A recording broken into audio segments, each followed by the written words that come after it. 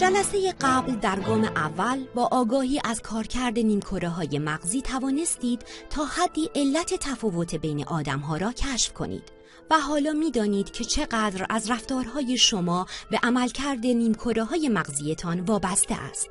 در گام دوم با الگوی نقشه ذهنی یک روش کاربردی دیگر مطابق با ساختار حافظه و مغز برای سازماندهی مطالب یاد گرفتید.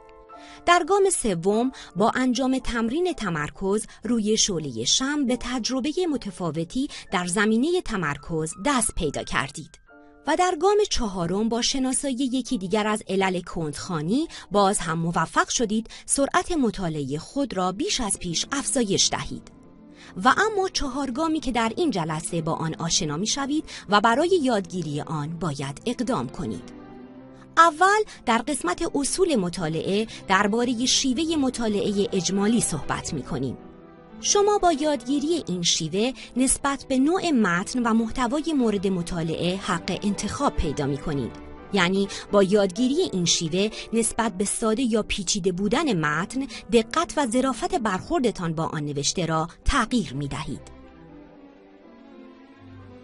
در قسمت دوم نظام تداعی را توضیح خواهیم داد که با شناخت صحیح این نظام این امکان برایتان فراهم می شود که با استفاده از روش‌های مؤثر و کاربردی یادیار اطلاعات را برای مدت طولانی به خاطر بسپارید.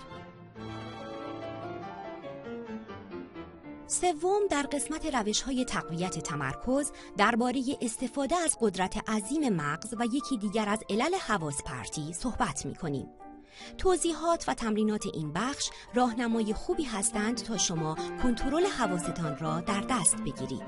در این قسمت مجدداً یک تمرین جدید با عنوان تمرین آگاهی بر تنفس برایتان در نظر گرفته ایم. حتماً تجربه‌اش کنید.